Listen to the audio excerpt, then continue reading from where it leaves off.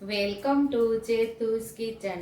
આજે આપણે બનાવીશું નાસ્તા માટે ટેસ્ટી એવા જીરા પરાઠા બનાવશું।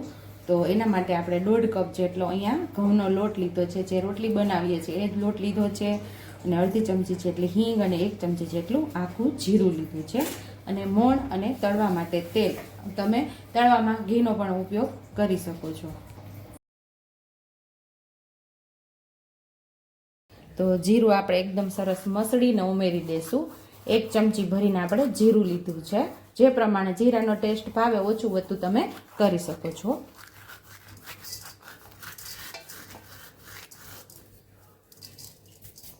અડધી ચમચી જે હિંગ લીધેલી એ પણ આપણે ઉમેરી દેશું।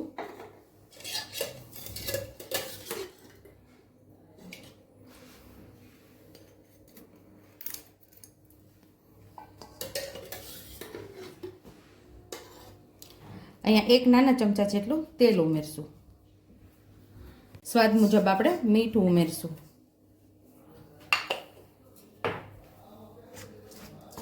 મિક્સ સરસ કરી અને આપણે સરસ એવો પરોઠાનો લોટ બાંધી લેવાનો છે। તો થોડું થોડું પાણી ઉમેરતા જાઓ અને લોટને આપણે સરસ કઠણ એવો બાંધી લઈશું।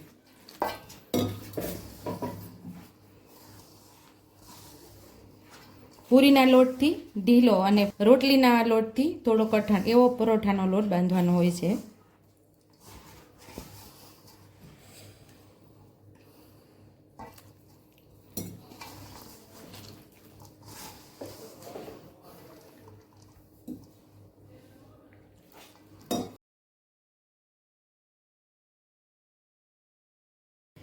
તો અહીંયા આપણો લોટ બંધાઈ ગયો છે। આવો કઠણ આપણે લોટ બાંધવાનો હોય છે, તો બંધાઈ ગયો છે। થોડું તેલ ઉમેરી અને હવે આપણે પરોઠા વણી લઈશું અને લોટને સરસ આપણે કૂણવી લઈશું।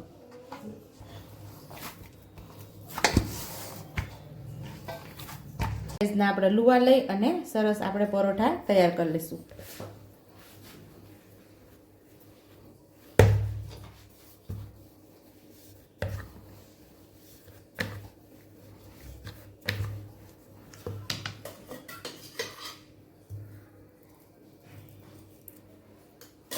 બે વાર ફોલ્ડ કરી અને ત્રિકોણ શેપ આપણે લઈ લેવાનો છે।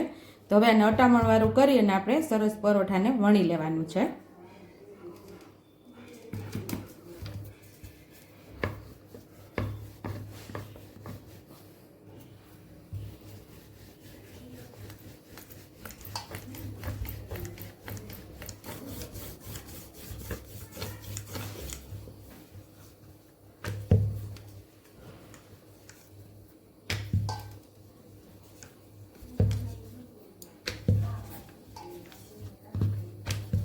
આ સાઈઝના આપણે પરોઠાને વણી લેવાના છે, ને સાઈડ ઉપર આપણે તવી પણ તપવા રાખી દીધી છે, એમાં આપણે ઉમેરી દઈશું।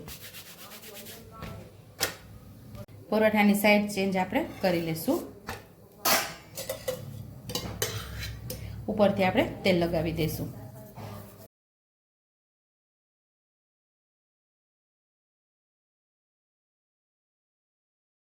બીજી સાઈડ પણ આપણે સરસ તેલ લગાવી લઈશું। આ જગ્યા ઉપર તમે ઘી પણ ઉપયોગ કરી શકો છો, ઘી લગાવીને પણ પરોઠા તૈયાર કરી શકો છો। તો અહીં આપણું બે સાઈડ સરસ ફેરવીને પરોઠાને પકાવી લેવાનું છે। તો મસ્ત એવું પાકી ગયું છે। હવે આપણે ડીશમાં લઈ લઈશું। સેમ આ જ રીતે બધા પરોઠાને વણતું જવાનું છે અને સરસ પકાવતું જવાનું છે। અને હવે આપણે તેલ લગાવી લઈશું આમાં।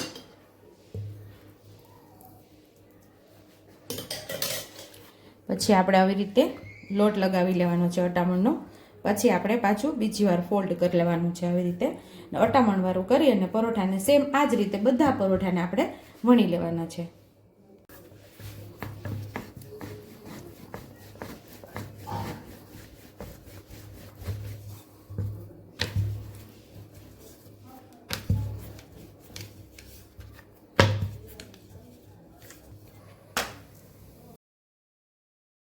તો તૈયાર છે અહીંયા આપણા ટેસ્ટી એવા જીરા પરાઠા। આ પરાઠા નાસ્તો કરવામાં પણ ખૂબ જ મજા આવે છે, અને આપણે સેવ ટમેટાના શાક સાથે પણ ખાવાની ખૂબ જ મજા આવે છે। જો તમને મારી રેસીપી પસંદ આવી હોય તો મારી રેસીપીને લાઈક કરજો, શેર કરજો, સબસ્ક્રાઈબ કરજો બેલ આઇકોનને દબાવતા ભૂલતા નહીં અને કમેન્ટ બોક્સમાં કમેન્ટ કરજો કે મારી રેસીપી કેવી લાગી.